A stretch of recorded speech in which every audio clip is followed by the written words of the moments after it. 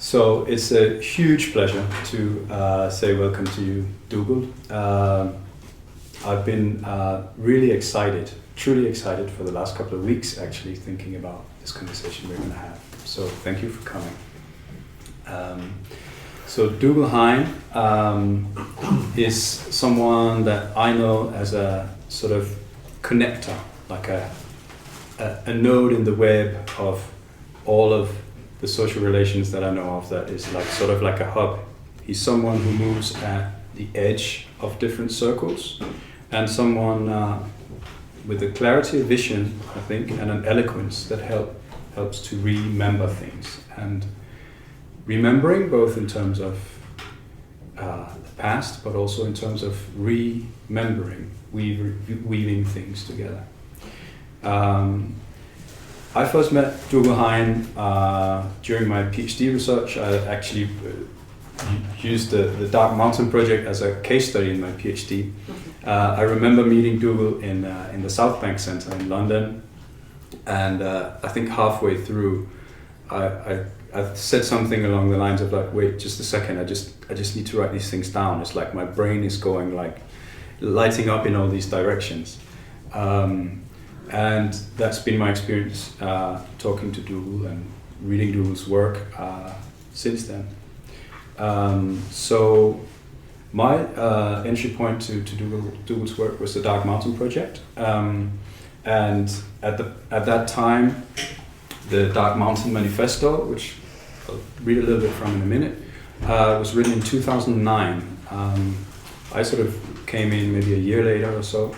But reading some of this stuff at that time, and I think we have to now remember like what was it actually like in 2009. I mean, this is before like Greta Thunberg and before like the Paris Agreement, and basically the time if you had like any sort of interest in the environment or the state of the planet, it was a pretty tough time and a lonely time. And one of the things that I experienced with the Dark Mountain project was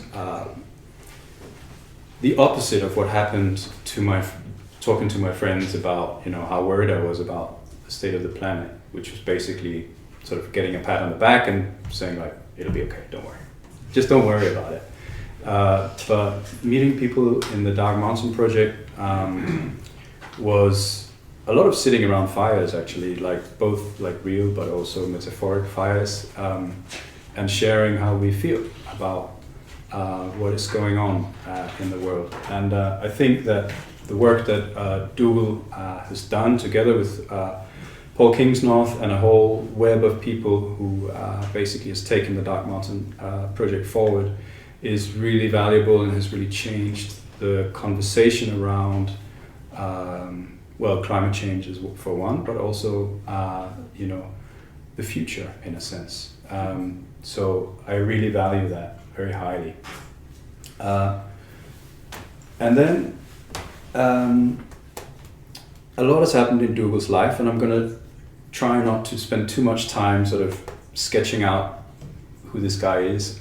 If you don't know Dougald, I really recommend checking out some of his work. I will say, however, that he recently, or last year, a year ago now, published this book, At Work in the Ruins. And we're going to talk a little bit about this book, but also this is the first of two conversations. So one talk wasn't enough, so we're going to save some of the talk about the book for a conversation we're having tomorrow in Aarhus, to which you're also very welcome. And so when I started these conversations, which we call EarthTalks, we were sort of trying to explore the topic of regeneration. So Earthways is the working title for our sort of academy, is the Center for Regenerative Learning.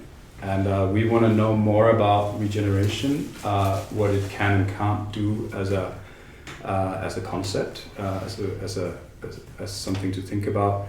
And I can't think of anyone better than Dougald to help us sort of sketch some of that out. So in the first conversation I had in this series was with someone called Stephen Jenkinson.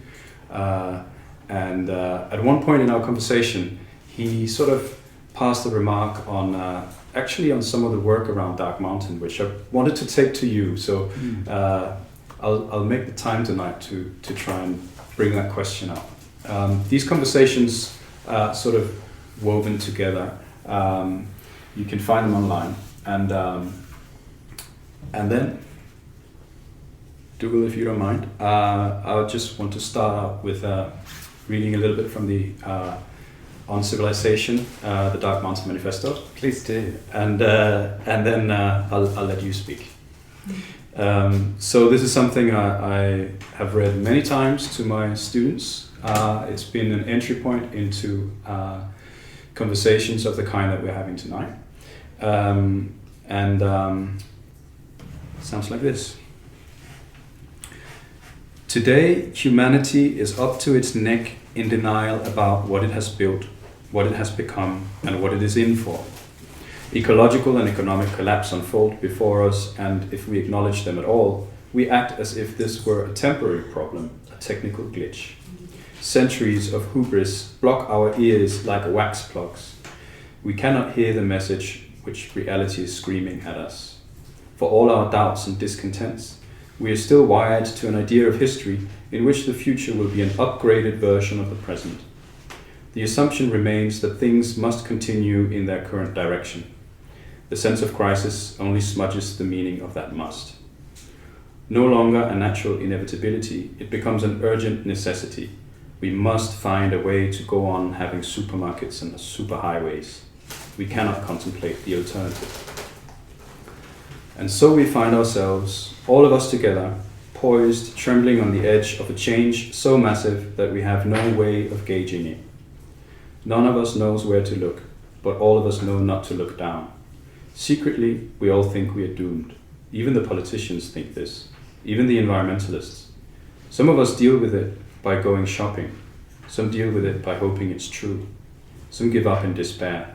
Some work frantically to try and fend off the coming storm. Our question is, what would happen if we looked down? Would it be as bad as we imagine? What might we see? Could it even be good for us? We believe it's time to look down. And so, as an entry point to this conversation tonight, Dougald, I think this sets the scene very well. I've spent about 7 years working with young people, using this as an entry point to talking about what's going on. And then I've read in your recent book that you think that we might do well to stop talking about climate change. And so I kind of want to start out with asking you, why do you think this is maybe a time for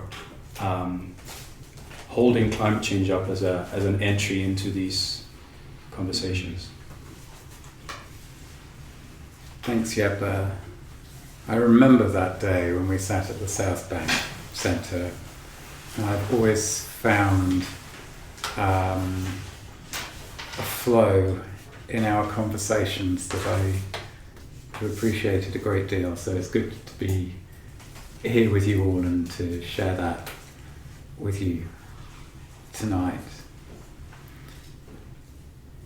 It's interesting to hear those words from 15 years ago from the Dark Mountain Manifesto again.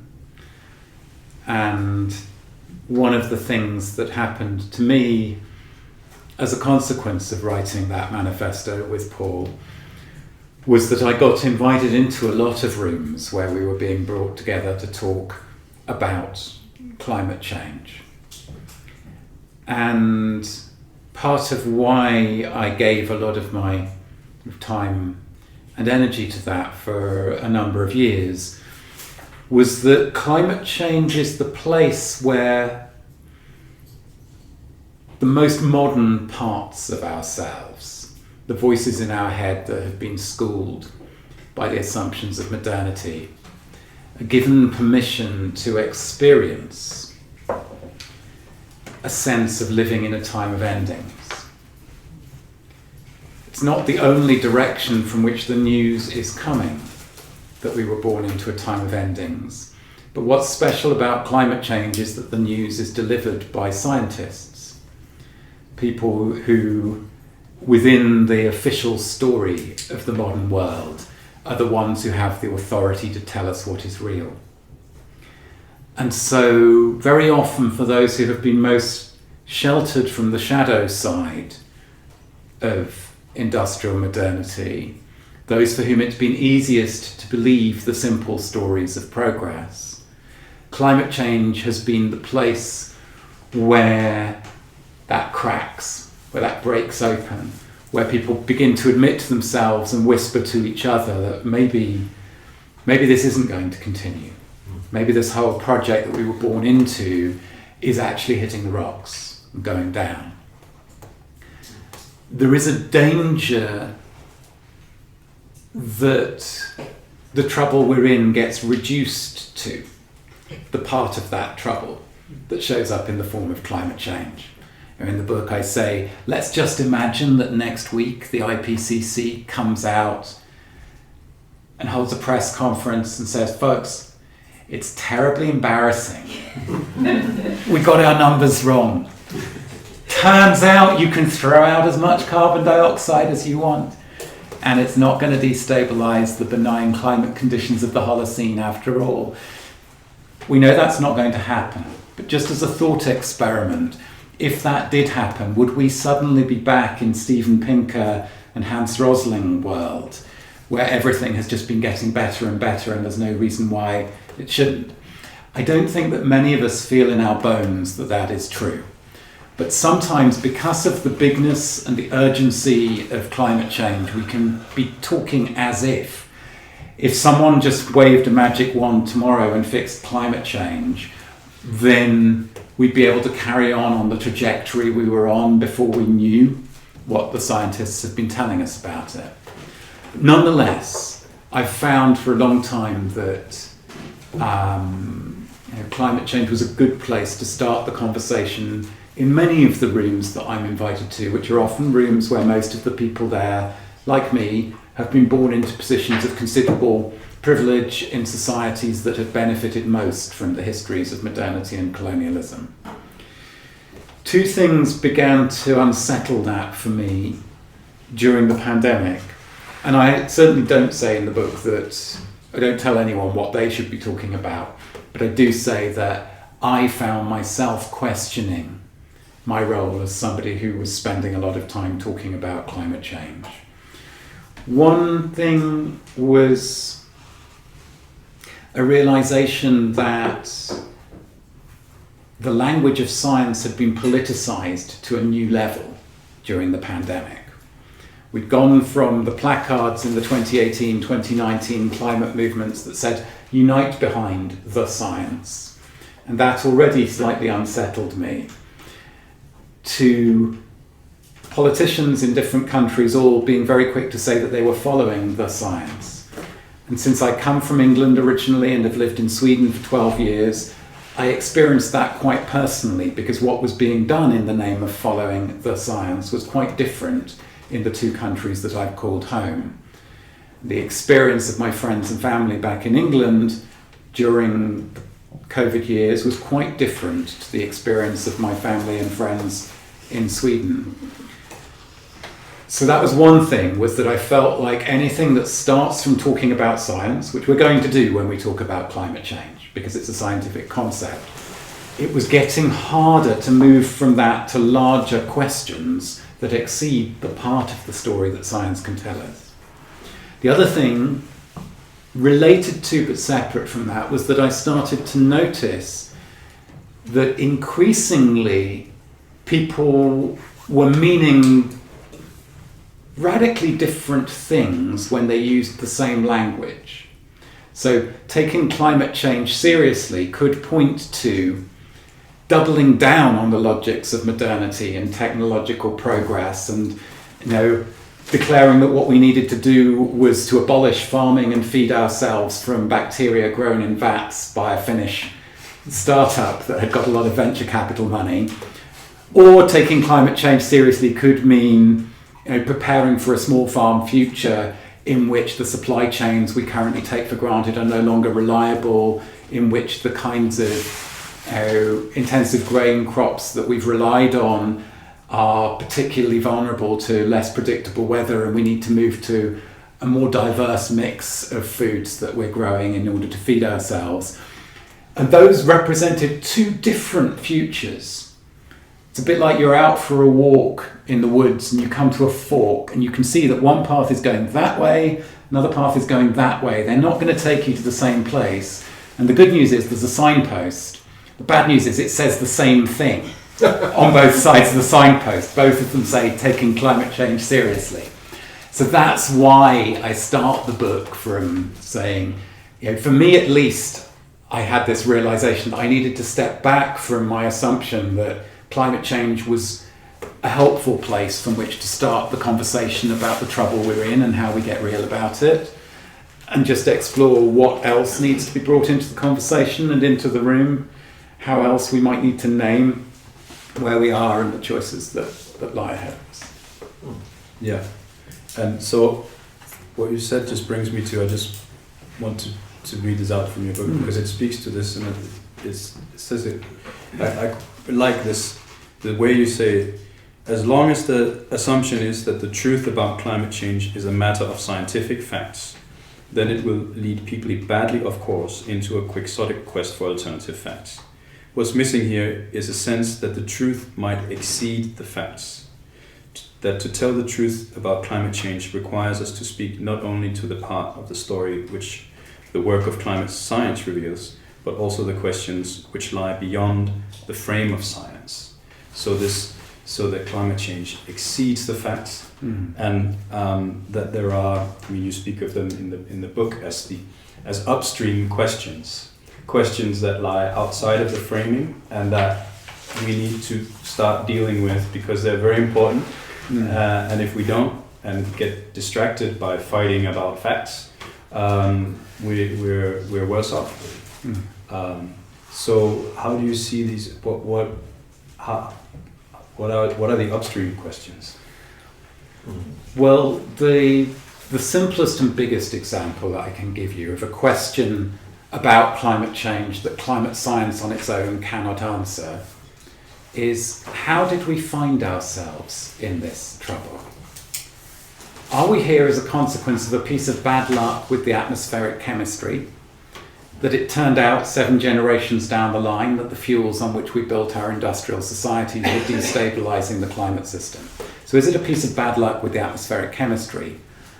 Or is it a consequence of a way of approaching the world, a way of seeing and treating everything and everyone that would always have brought us to this kind of trouble, even if the atmospheric chemistry had been different?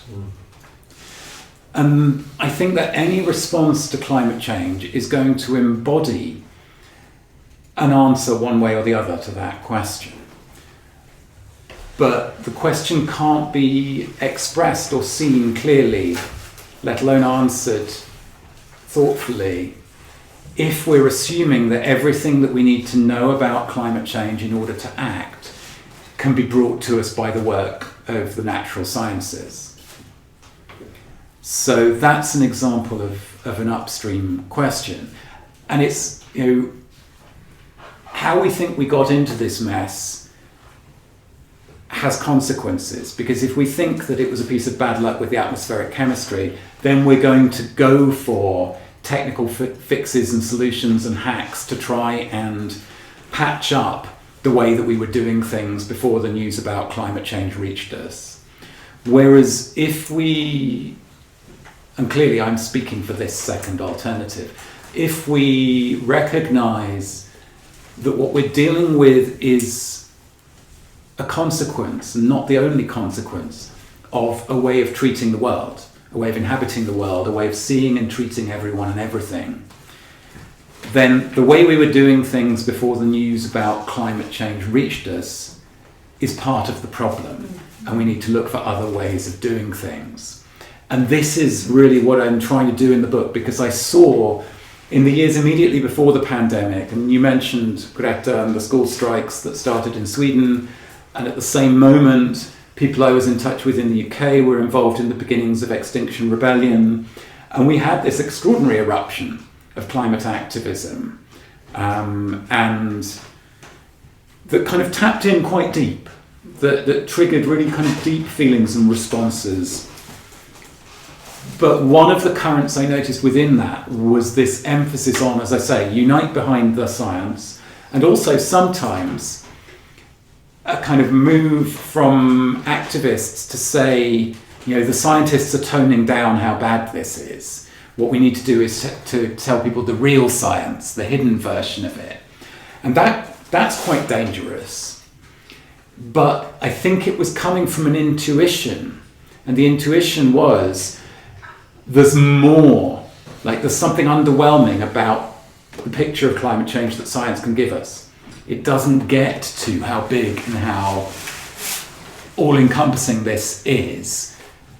But unless you're able to think beyond the frame of science, then what you end up doing is trying to, beef up or sex up the science in order to have an impact adequate to what you're intuitively right about the depth and the scale of this, and the sense that it exceeds what you're hearing from the voices and the tone of voice in which scientists, because they're scientists, are going to be speaking. So that's quite a difficult thing to unravel without being misheard, but there's a whole section of the book that's called Asking Too Much of Science. And it's really written, as a letter of friendship to the climate scientists I've worked with, saying, I don't think, and I don't think you think, that science is well served when it is asked to do all of the work of knowing the situation and telling us what to do. That is asking too much of science. And at the end of that section I say, look, it's a bit like this. How do you be a friend to science? Well, if your friend is on the roof of a building tripping on acid and they think they can fly, to be a friend to them is not to say, yeah man, go for it. It's to put your arm around the shoulder and say, why don't we sit down over here and have a little chat? And actually most of the working scientists I know have quite humble assumptions about their flying abilities. But there is an ideological story about science in modern societies that asks science to do far more than it's capable of doing. It asks science to substitute for the work of judgment. It asks science to substitute for the work of politics. And environmentalism from the 1990s onwards, in its mainstream forms, bought into that story and tried to bypass the work of politics, the work of calling a culture into question, which earlier forms of environmentalism had been deeply engaged in, and tried to go, well, science is the official form of knowledge. So if we just get the scientists, if we can just quote the scientists telling everyone how bad it is, then they will have to act. It doesn't work like that. So that's some of the stuff that I try and talk about in that part of the book. Yeah, and so to me it also connects to a theme, earlier theme in your work, which is about how you approach something actually matters. What sort of attitude you come to something matters. So if you're a climate scientist or a climate activist trying to have the biggest impact, you might think that we just need to take the science and really just blow it up and yell it from the roofs. But that actually something else might be needed, and that this connects with what you were saying earlier about modernity and how we think about the world as something that can be, quantified. We can sort of pull it apart and look at it from the outside, and then we can analyze it, and then we can sort of make a 5-step plan for how to go about things. Mm-hmm. But you talk about the difference between treating the world as a problem to be solved, or treating climate change as a problem to be solved, and then sort of recognizing that climate change is not really a problem. It's more of a predicament. It's more of or our current state of affairs is. And I wonder could you just sort of tease out what is the difference here between treating the world as a problem or the problem versus predicament? So the distinction between a problem and a predicament came to me from John Michael Greer, who's an American essayist. And he says, a problem has a solution. There is a thing that you can do that makes it go away, and the situation resembles the situation before the problem. If something doesn't have a solution, it's not a problem. It might be a predicament. And he gives the example, he says, imagine you had a time machine and you could travel back to, let's say, 1700 to a prosperous agricultural village in rural England. And you could tell the people in that village about everything that was going to happen in the next 3 generations as the Industrial Revolution destroyed their way of living. Commons were enclosed. Lots of people ended up moving to the cities to work in factories. Lots of the men ended up being sent to other countries to fight wars or to colonize other people's land. And a very small number of people would end up very rich through inventions that nobody could imagine at that point in time. But basically the whole world that that village was currently inhabiting was going to come to an end. And he says, imagine that you could actually convince them that all of this was going to happen. And so they turn around to you and they say, what should we do? How do you answer that question? There is no answer that will make what you have told them about go away, because it's not a problem that can be solved, it's a predicament. There are different responses, different actions that can be taken in the face of a predicament, but none of them makes it go away or makes the situation go back to what it was before. And I think that's quite a helpful analogy for where we stand now, is that we have a predicament around and ahead of us. We're headed further into a predicament. And there are going to be wiser and less wise responses and actions that can be taken, including ones that limit damage and head us off from the worst directions that it could go in. But none of them look like a solution to a problem. And this is difficult because,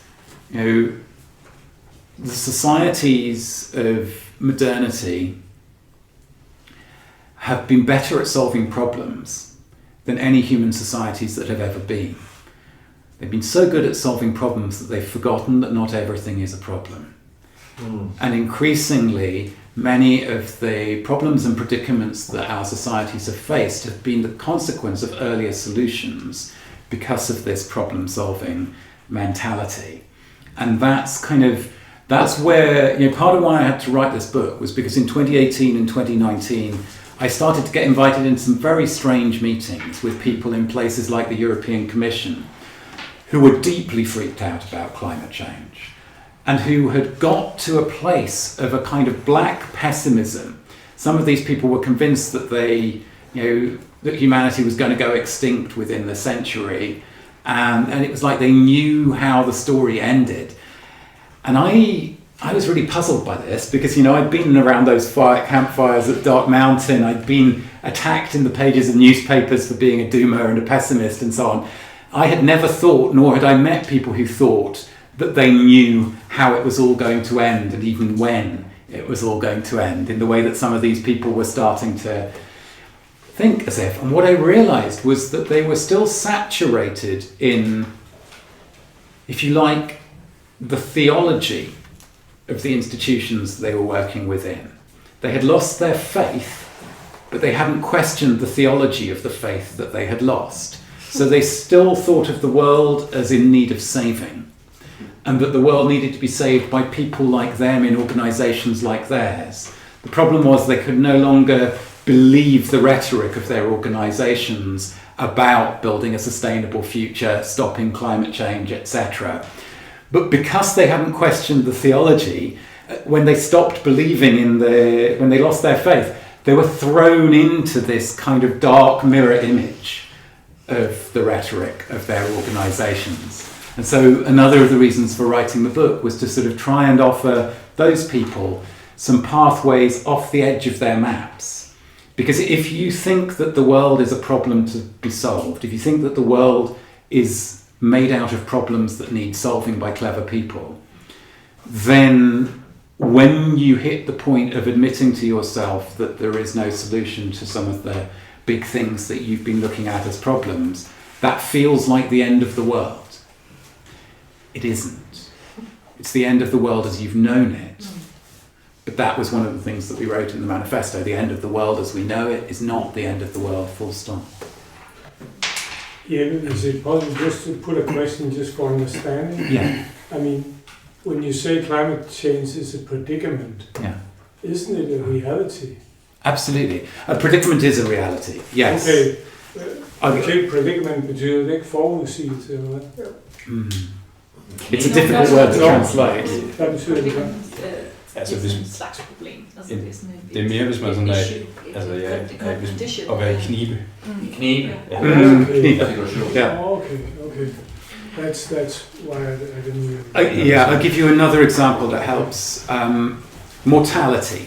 Yeah. The fact that we're going to die. Yeah. It's one of the few things that in modern societies it's still acceptable to treat as a predicament. When we meet someone who treats mortality as a problem to be solved, we generally consider them to be a bit eccentric. Actually, if we look carefully, we see that modern Western medicine slightly hedges that and is often locked into a not fully admitted logic of treating mortality as a problem rather than a predicament. But in vernacular culture, in folk culture, in everyday life, we're still able to talk about mortality as a predicament that we can make good or bad choices in the light of, but not a problem we can fix and make go away and we'll live forever. So that might be helpful in terms of grasping predicament as a concept. It's almost the same actually. Yeah. Climate change and mortality, they're related. So I think, at least, thinking back, this way of this articulation that, the end of the world as we know it is not the end of the world full stop is really helpful, because it can feel like the end, right? But it's like, it just means the world is maybe different than we thought. And one important, I think, sort of development of that came from a conversation you had with David Abraham about, which basically was, the articulation was the end of the world as we know it is also the end of a way of knowing the world. So it's also about that there are different ways of knowing and the way that science knows the world. Not that it's necessarily coming to an end as such, but just that we need to see it as one way of knowing the world, and there are other ways of knowing the world, right? Yes, the way I put it near the end of the book is to say, how far and in what shape can the practices and skills and knowledges of the sciences survive the ending of the world in which the big story of science with a capital S was formed. There has been a big story about science as a unique and authoritative form of knowledge that can tell us all we need to know about what is real, that has been close to the heart of the story the modern world has told about itself. Now, actually, climate change is the place where the gap between that story and the truth is revealed, in as much as when the climate scientists bring us the scientific knowledge about the depth of trouble we're in, and our politicians and decision makers don't act on that in the way that they promised to do when the IPCC was set up, that reveals something that was hidden, which is that actually science has been used in the ideological story of modernity as a respectable cover for other forces. So actually, although the official story has been that science is what tells us what is real, behind the scenes, the reality is if science calls into question the commitments and promises and trajectories and economic interests of our societies, turns out that it's treated as having no more authority than the protesters outside the gates of the COP meeting. And that was one of the things, that's part of where the asking too much of science section of the book comes from, is having spent time sitting with scientists who, over the course of their careers, have been from the very early years of the foundation of the IPCC through the series of reports, gradually realizing that the deal they thought was made between science and politics when the IPCC was created has not been honoured by the politicians and the decision makers over the decades since, and that called into question their understanding of their role and place in the world.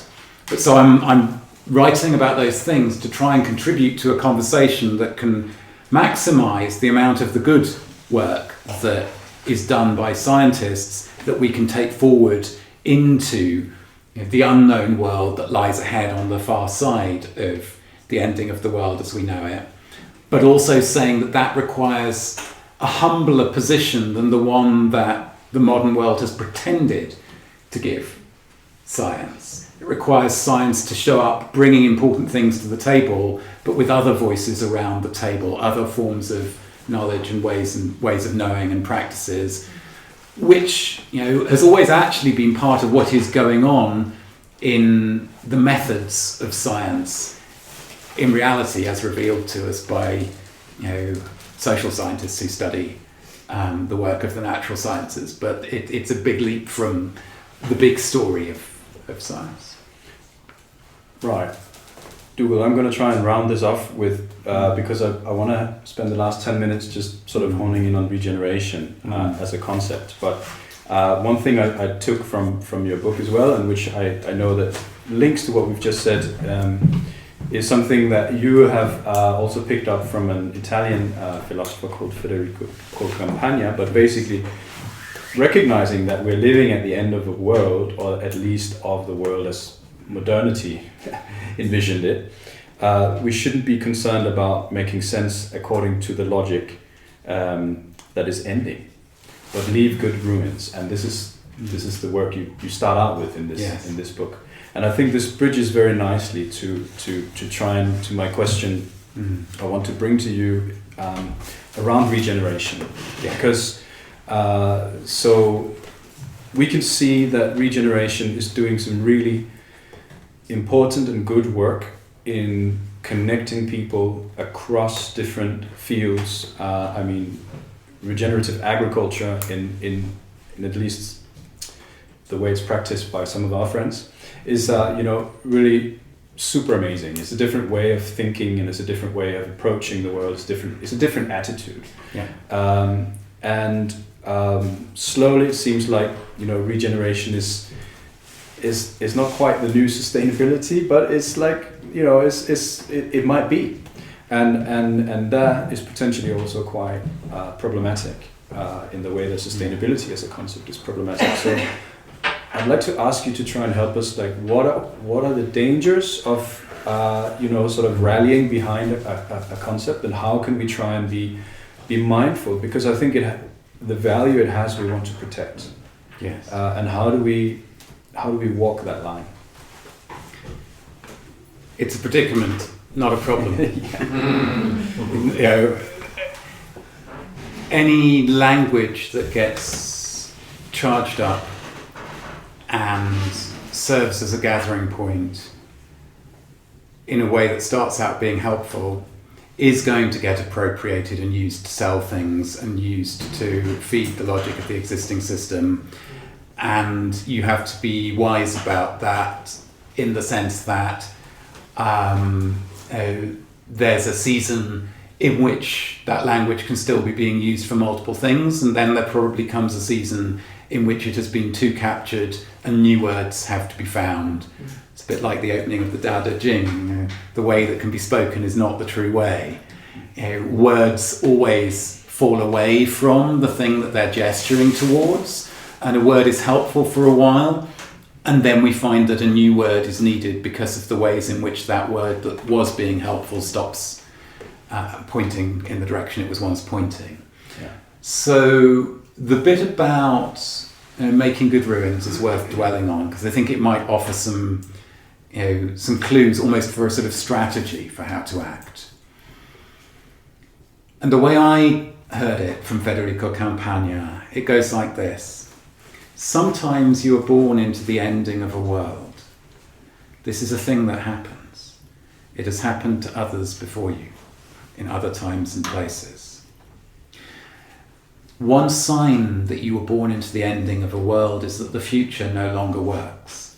When someone stands up and gives a speech and tries to mobilize people to come together towards a vision that we can build on where we are, building on the recent past through the present into a better future, it doesn't sound convincing anymore.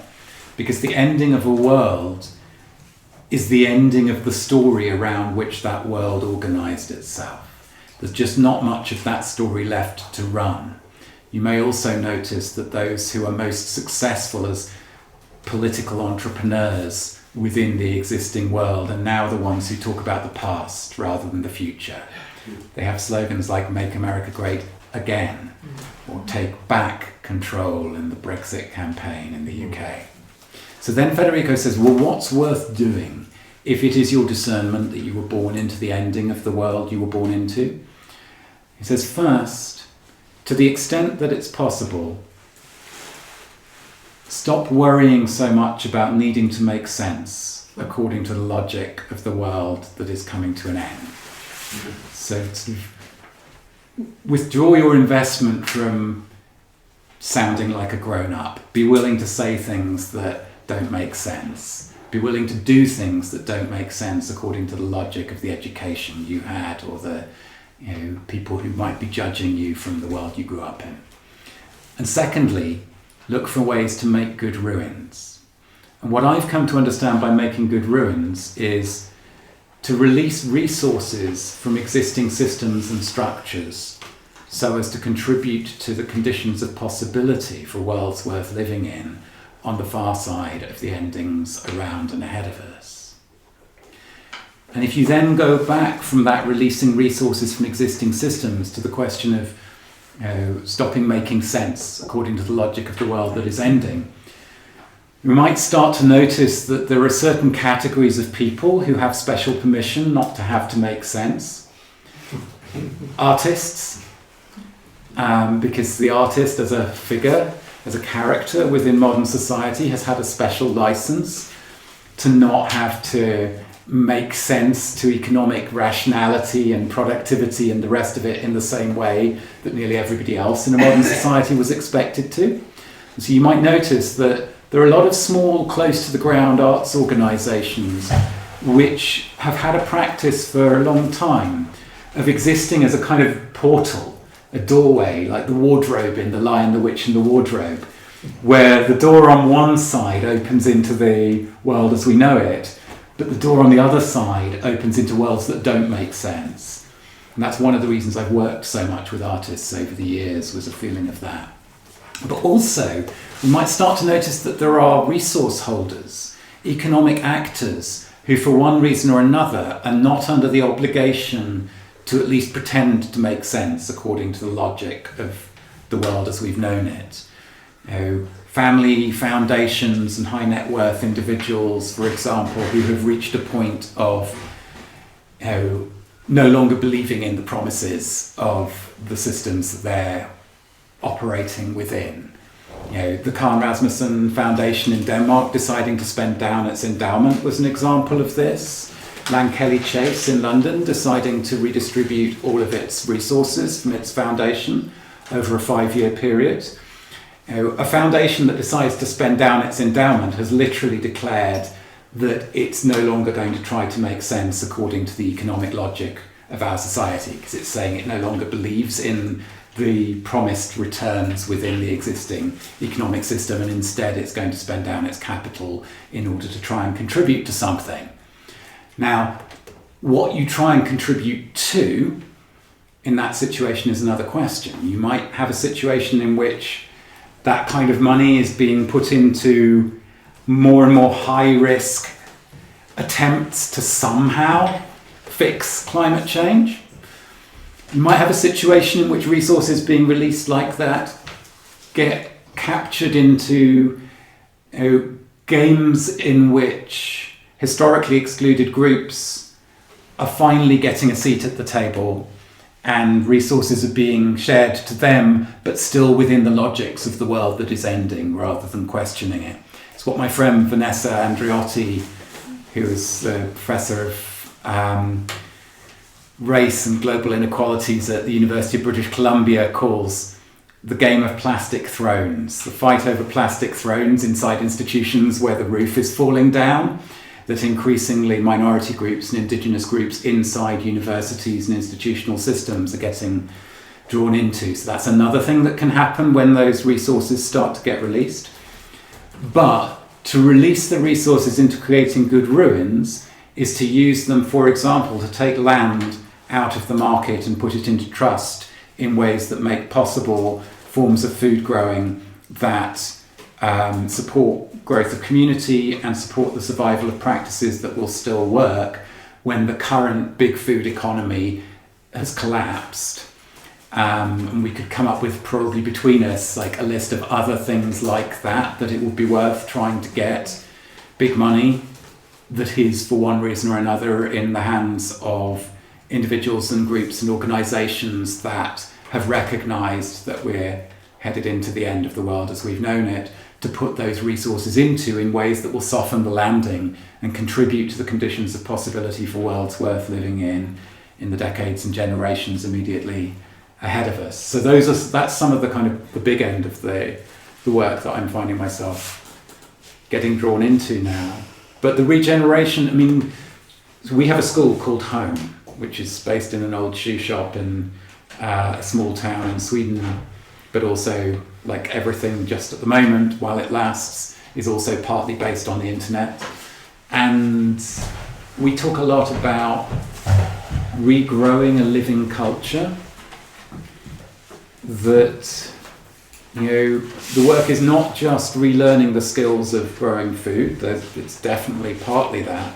It's also that has to be embedded within remembering how to be humans together, remembering how to make life work together in ways that we could briefly afford to, or we could briefly imagine that we could afford to forget and pretend that we'd grown out of.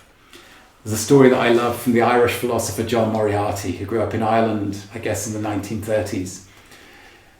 And he says, you know, in the world that I grew up in, if one morning we'd woken up and everybody over the age of 14 had disappeared, those of us 14 and younger could have run the farms, we could have run the villages, could have fed ourselves, could have gone on.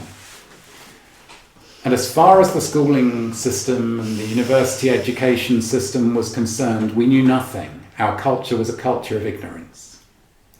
So, you know, recognizing how much knowledge has been treated as ignorance, and how ignorant many of those of us who have the most impressive sounding, officially accredited knowledge in the societies that we're starting from just now have. That's part of the humbling, the being turned upside down that we're headed into.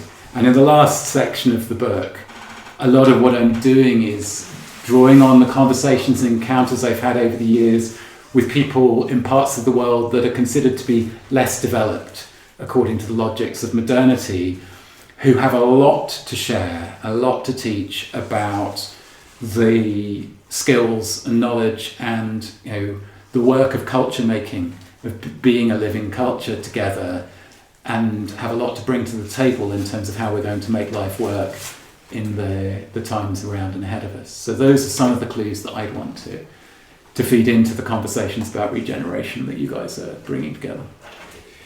Thank you, Dougald. I think that's great. I think to leave time to have a shared conversation. I'm going to save my question for you about Stephen Jenkinson for tomorrow, and then maybe we can sort of return towards the end to the fork in the road and sort of this thing that we're working, the imagery that you're working with. Does anyone or one table feel like they have a burning? While it's fresh. Yeah. How accepting that there's power and self-authorization in accepting that the world as we know it is coming to an end. How would you come with good advices for implementing that in your daily practice as activists, as artists, as making speeches, revealing the politicians being from the old way of thinking? right?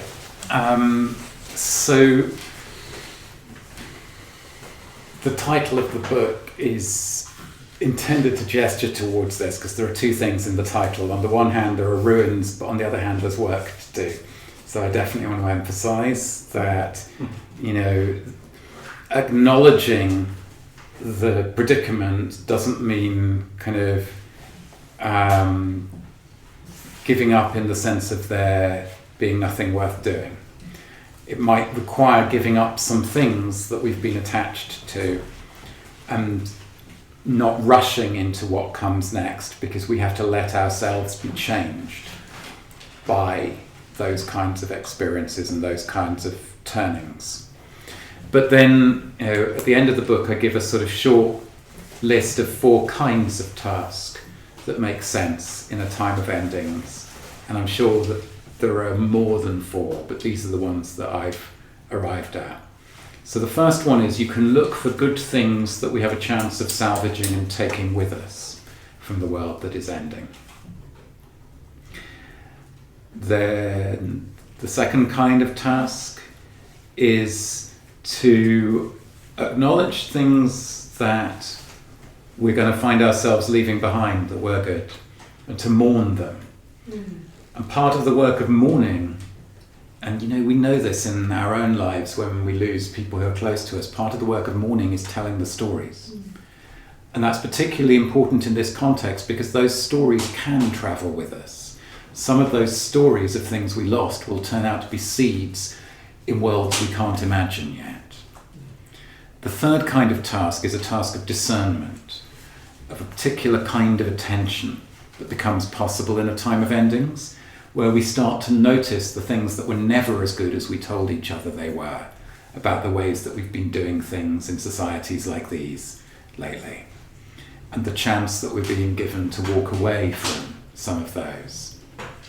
And the fourth kind of task is to look for the dropped threads from earlier in the story, the skills and practices and knowledges and ways of doing things that have been marked as old-fashioned, obsolete, inefficient, that will actually still work and have a chance of making the difference as times get harder. So none of us are going to be doing all of those, and part of the reason for mapping in that way is that it can make it easier for us to recognize that I might be working on one set of things over here, you might be working on a very different set of things over there, and we don't have to frame that as a, you know, but which of these is the right priority to be focusing on? We need a plurality of kinds of action. You know, when you've got a problem, what you need is to get the experts in the room and find the best solution and fix it. When you've got a predicament, that actually calls for a much more democratic and pluralistic kind of response. A predicament isn't something where the right collection of experts can make it go away. So that's one of the things that it took me a long time to recognize in the problem predicament framing, is that actually recognizing predicaments calls for a much more democratic, participatory approach to responding to the troubles that we're in. So yeah, I think those would be some clues for now. There might be more things that come out in response to other questions. Thank you. Cool. So, is there a group at one of the other tables who want to? Yeah. It wasn't so much from the group. Yeah. It kind of, yes, a question from myself here. Speak up a bit for the recording also. So it was not a question from the group, but it's kind of a question I think I'm asking myself. Yeah. So in this time, where, for example, in running this place, it's constant fire authorities, permits, bad EVA legislation, water, new regulators, and you know, it's insane. And it's coming at a speed that is like, how are we ever gonna find solutions? And how can we ever run something with good values and cover all the expenses for all these experts that have to do all these things? What do you see as levels of disobedience into the cycle system? Brilliant question.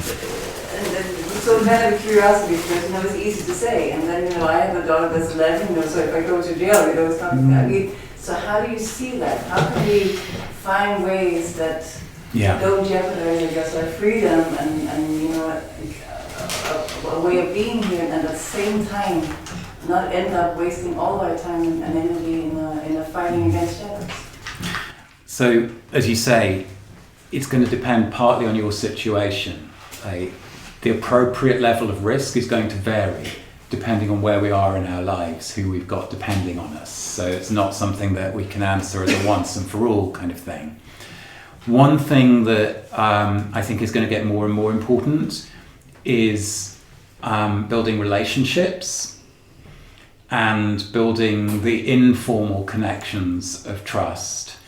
Now, this is particularly difficult in Nordic countries where we have these histories and inherited regulatory systems that are based on the institutionalization and regulation of trust. But you know, even in these countries, it gets increasingly evident that things aren't working. And also, certainly my experience moving from urban Sweden to small town rural Sweden is that they never worked fully in rural areas, and therefore people relied on informal systems and relationships, even if the system didn't, you know, pay attention to that. But the more goodwill you can build up, the more relationships between insiders and outsiders, the more people, you know, the more you find those individuals within a local authority or whatever it is who have a desire to help you make it work and help do some of the wayfinding, the more chance there is. And in all of it, like, we're all going to be swimming against the tide for a while yet, because the system is still formally set up to work to the logic of a world that is ending. And so you are having to do two jobs at once in order to be contributing to the conditions of possibility for worlds that aren't here yet. It's going to take trickster energy in one form or another, which includes, you know, part of trickster energy is avoiding any kind of purism and purity thinking, avoiding like being willing to walk through the door that opens up rather than the one that you thought you were looking for, as a kind of way of navigating. You know all of this because you wouldn't have got as far as you have with a place like this without already applying what I'm talking about. So I'm telling you things you know already, but I'm experiencing this and kind of living it as well with our school in the town where we're in. Yeah, I think that there are things within elements of, and I don't know quite how it works here in Denmark, but certainly in Sweden, the folkrörelse culture from the early 20th century that are kind of legacy systems that were overwritten by the big state social democratic model a generation or two later, but not erased or removed from the legal frameworks. And one of the smartest pieces of advice that I heard from a guy who is the chair of Cykelfrämjandet, national folkrörelse in Sweden for cyclists. And he said, join the local hembygdsförening, because it's remarkable when you look at the legal structures of a hembygdsförening, how broad the things you can do inside that vehicle are. You'll almost certainly find that you are the first person under 70 who has joined the styrelse in 20 years. And people will be grateful for you showing up. And as long as you kind of move with some grace, like a dancer, rather than kind of marching in there with your fixed plans of exactly what you want to do with it, you know, things like that can become vehicles through which we can do very radical things, because in their day they were very radical, even if they kind of dried out and hardened and aged over time. So a kind of radical anarcho-pragmatism tends to be what I encourage, which is, yeah, you know, which is going to involve varying levels of disobedience depending on the context. I understand that 10 minutes was very short. and you didn't have so long to articulate your question. So maybe it I'm sure there are some more maybe it questions didn't in the room. articulate as a group, but I think we can move on to other questions that came out of your of this evening. So there's, for example, one over here. Like pessimism, I think I end up being so pissed at people, and so I really have to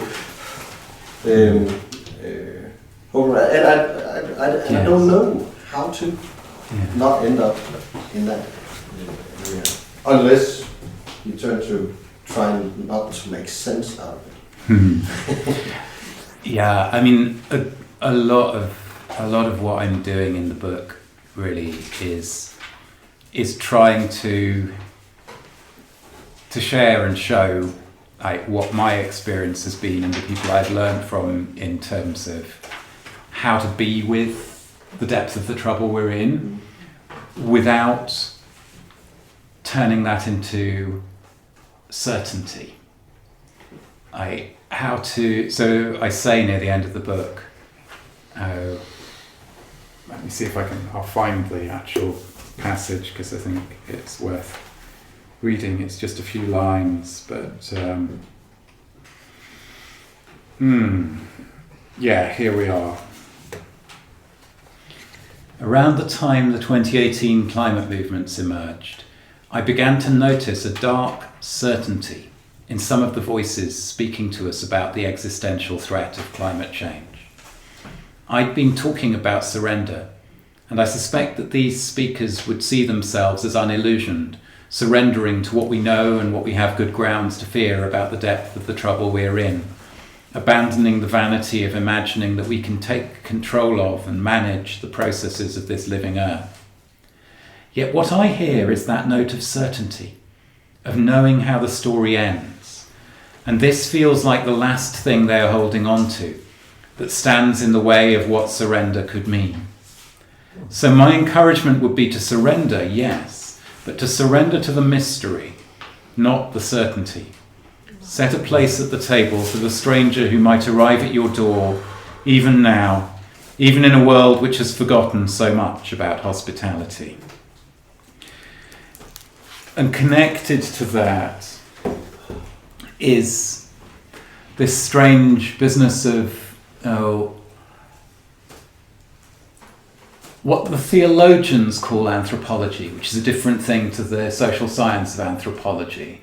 But in theology, anthropology is a story of what it's like to be human, a story of what humans are like.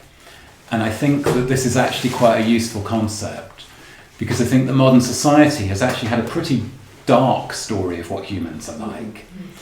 That we are these self-interested, devouring machines of endless appetites, and that the only reason why we're not all tearing each other to pieces is because the state is there monopolising violence and so on. And I think that environmentalism has often doubled down on this and had a story of what humans are like as a species, in which we are an appallingly destructive force. And it's not the whole of the story. And part of why I like hanging out and talking about these things with both theologians and anthropologists, actually, is because both of those groups of people have helped me sort of flesh this out and arrive at something subtler. One of the things which, for all its faults, Christian theology has is a kind of notion of humans as being both good and flawed. That, in the first chapter of Genesis in the Hebrew Bible, God looks at everything he makes and sees that it was good, and that includes the humans. And also the notion of sin and flawedness allows us to be kind to each other and to recognise that we're always going to fall short of what we try and do. And I actually think that compared to the modern story of what humans are like, is a kinder and more generous and has more life in it picture. But also from anthropology and from the work that I've done with indigenous thinkers and activists in different parts of the world, there's a lot that goes missing again from the story of what humanity as a species is like, that modernity has told and that even that environmentalism has told. Robin Wall Kimmerer, the scientist and First Nations woman, speaks about how she will take a group of undergraduates who are studying field biology, and she'll ask them to make a list of examples of humans showing up in a way that is destructive to the living world. She says they'll fill 3 pages without pausing for breath. And then I ask them for examples of humans showing up in ways that are constructive and contribute to the living world. And they sit there with their pens over the paper, scratching their heads. And she says, it's not because those examples don't exist. It's partly because we tend to be living so far cut off from the living world that we don't get the experience of being able to show up and be involved in it in a way that is contributing to life rather than being destructive. But we need the examples and the stories which, again, anthropology, indigenous voices can all bring to the table of what it's like when we show up in other ways and when we play a helpful role, that this is something we have done, that we still do it some of the time, and that we could be doing far more of it. Like, to me, I'll tell you one more story. My friend Reed Wildermuth, who's a great pagan political thinker, who lives in Luxembourg, although he grew up in Appalachia, he told this story. He said the farmer who has the field next to his house got this grant to do this project of reforesting this pasture land. And Reed was like, this is great, I'm seeing him planting these trees. And then he realised to his horror that the grant had paid for the planting of the trees, but not for any watering of them through the very hot, very dry summer that followed, or any actual involvement with this as a changing ecosystem. And I told this story to a bunch of people at the European Commission, and I said, and I bet that the planting of those trees was fed back up into a spreadsheet in the office from which they were funded, but the dying of those trees did not make it into that spreadsheet. Exactly. So what I get from that is there is no way that through kind of trying to see the world from above and sort of parachute in trees into pasture land on scale, move it fast, move on, do the next bit and so on, which is the logic of modernity. There's no way that we're going to deal with what we're facing through that kind of way. The only way we're going to do it is through humans getting back involved with places and with the creatures that we share them with. And that's why, you know, places like this and the work that goes on around here and the work that you guys are doing, that's where the real energy and the real life is. And what was interesting is when I told that story to the bureaucrats at the European Commission, they didn't say to me, oh, well, the project should have been better designed and they should have had a better spreadsheet that would have captured it. They sighed and they nodded.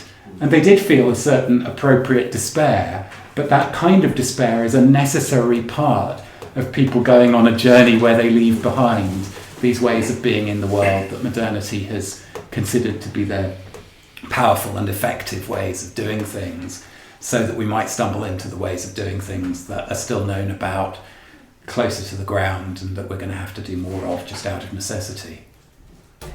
So those are a few things that kind of bubble up for me. Right, so I think we have time for a last question, and someone has already raised a hand over here. So, well, I'm curious about the younger generation, and I feel like you have a beautiful language that kind of is very precise and is connected to science. Your language is connected to science in a way, but speaking about the nonsense, so like the artist is not going to be listened to, but this language is, because it's very precise. So that gives me hope. And I wonder, how is it for you, or have you spoken with young generations? Because you speak like to me, who have lived in the analog world, and I understand where you're coming from and this ruined future, and I feel a lot of grief, and I'm curious, like that link with Stephen Jenkinson as well.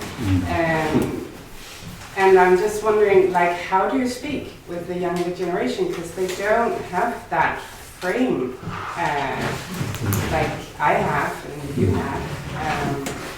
And they know, like, with this education, everything is exploding as well. Like, yeah. And there's a lot of problems also for them. I've been really struck by some of the youngest participants who we've had, who've been taken part in the online courses that we do with our school, and then been part of the ongoing long table community that grows out of that. And I'm thinking of, a couple of people in particular. A young woman who was studying in New York at the point where she first took part in one of our courses 4 years ago, but who's now living in Malaysia, where one side of her family comes from. And she's 24, I think, and she's now part of a group who have taken over a former palm oil plantation. So incredibly devastated ecosystem. You take rainforest, you turn it into this extractive palm oil plantation. And now they've come in with an agroforestry approach, syntropic agroforestry. And it's not just that it's quite humbling to listen to somebody in their 20s who's talking about getting involved in a project where her and her companions in the project talk straightforwardly with each other about the fact that they won't live to see the completion of what they're beginning. And I just remember myself at that age, and I can't imagine what I could have found that could have felt like a project that was going to outlast me, that I could be committing myself to at that stage in my life. But also the language that comes out from her and the group of them. I remember her saying on one call, "We've realised that the land is dreaming of being forest and the people are dreaming of being community, and these are two sides of the same thing." So for me, it's not just about kind of talking to younger people, but talking with and listening for the particular notes that come out in the voices of different generations, old and young, the different things that are being brought to the table. And, including with some of those young people who are part of our community, listening to how they describe the conversations they're having with friends who are struggling to find, a place in relation to these things. And we've talked about whether we try and do a series where we specifically make the invitation to those under a certain age and ask the older members of our community to fund that, so that we can be offering places on a pay-what-you-can basis to them. So it's quite a live question for me. And also, as a father, I have an 8-year-old, and he's not yet at the point where he's particularly talking about the things that I write about or talk about here, but I know that he's at the point where he will be sat in the next room listening in on the conversations that the grown-ups are having, and it's all going in. And people sometimes ask me, because they know that I'm a father, like, what do you say to children, or like, how do you make decisions about having children in times like these? And I always say, well, there are a lot of things that are new and unique about the situation we're in, but bringing children into a world of great uncertainty, that part isn't. We are all descended from people who brought children into a world of great uncertainty where they couldn't guarantee their futures, because that's what human life tends to be like, and we've been slightly insulated against that in some countries for a little while. But I think in terms of it's not what we say to young people or children, it's what we model for them. It's how we show up. And that's why Stephen Jenkinson has so many young people coming to his school. It's funny, I have more people Stephen's age coming to our school, and Stephen has more people half my age coming to his school. But part of it is that there is a hunger for examples that it's possible to live with integrity, that it's possible to show up differently now. And that's very powerful and very deep. And doing it has to involve not pretending to have all of the answers. Like, you have to be willing to show up empty-handed. Again, I think that's one of the things that Stephen models for me, is a willingness to show up empty-handed, rather than feeling like you need to generate more hope than you're feeling. But I think that those unlock the possibilities where then the conversations that need to happen will happen when the time is right, with our children and with our young people in our communities. So I'd like to just add a little bit, because I actually asked Stephen that question in the conversation I had with him, around, because he's talking about elderhood, and not that I at all consider myself an elder, but there's something in the relationship and in the age difference. He said exactly this thing around like showing up and not trying to hold anything for anyone, but being real. And then so at the beginning when I started teaching at a folk high school, I wrote a text called The Conversation We Need to Have with Our Children About Climate Change. And I still think to this day it's probably the best text that I've written. At least I think so, but what I went through in that text was having all of these feelings of, this was at the time when I wasn't even really a father yet. I was just told I was going to be, and I couldn't mentally process it because I was caught up in my fears, essentially, around the future. And I wanted to express all of this, and I did. But at the end of it, I realized it wasn't about him, this little person coming into the world. It was about me. It was about something I had to do to get through, to feel like, okay, it's just about me. Actually, it's not about you. This is like my world, and the world will be different for you.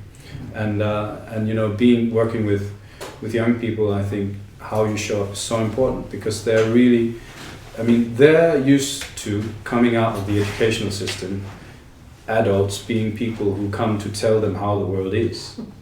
And they have a deep sense that that's not how the world is. So we can't be the kind of adults who go about the world or who interact with them like that. So, yeah. And I think that this is probably bringing us towards the end, Dougald. And we talked about a nice way to sort of round off would be for you to read a little bit from your book. Yeah, I thought I would read just from the very end of the book. This is appropriate because we've been talking about Stephen. And this is a story that, as I say, came from him. It's very strange where you come from, says Martin Prechtel. It seems to me that where you come from, everybody wakes up every day expecting to live. I found these remarks in Stephen Jenkinson's book, Die Wise, where he wonders over what Prechtel is getting at. How else might one wake up? It could sound as though those who don't wake up with this expectation have been robbed of it by the fatalism of their religion, or the squalor of their daily life, or the resignation to a basic misery of their high infant mortality rate, or the like. But this would be a misunderstanding, Jenkinson suggests, and one that cuts to the strangeness of our ways of living. The alternative is not that you wake up expecting to die. It is that you might wake up with a sense of your life as a gift, something mysteriously good. Not an entitlement or a reward for living right, but a source of wonder and an occasion for gratitude. Where we come from, there has been no end of expectations. So much was crushed under their weight. We're still trying to take them with us, but they're more than we can bear. The kind of hope worth having now is the kind that lies on the far side of expectations, on the far side of despair. When I hear someone say, ours is the last generation that can make the difference, I understand where this comes from. I've said things like this myself, but something in this way of speaking came to trouble me, to put the whole weight of the future on the shoulders of those of us who happen to be around just now can be paralysing, the weight unbearable. And then again, in making it all about us now, such statements feed a smuggled desire to be at the centre of the story. There's a dark hubris lurking below the surface of this language. As I listen for another way of placing ourselves in time, what comes is a story that reached me like a rumour. I heard it from the British author Sarah Thomas. She heard it from Tyson Yunkaporta. You'd have to ask him where he heard it. Maybe the land itself. In the best of worlds, this story goes, we stand near the beginning of a process that will take 1,000 years, because that is how long it will be before the old growth forests have returned, how long it takes for the mother trees to grow back. On days when there is wood smoke on the wind of a Swedish summer, or when friends on the west coast of the United States are posting eerie images of cities orange with smog, it takes some faith to imagine that there will be places where forests have a chance of growing old in the centuries ahead. As a Bama man from the far north of Queensland, I reckon Tyson knows what an ask this is. Yet I find there is something quieting in the invitation contained in such a story. It is hardly a promise that this will come to pass, and it does not deny the urgency of all that we should be doing or not doing in our own lifetimes. It asks me to imagine that my kind might be a part of the process by which forests flourish, that this is a part of what we have been and can still be, that making scars is not all we are good for, and that scars can heal.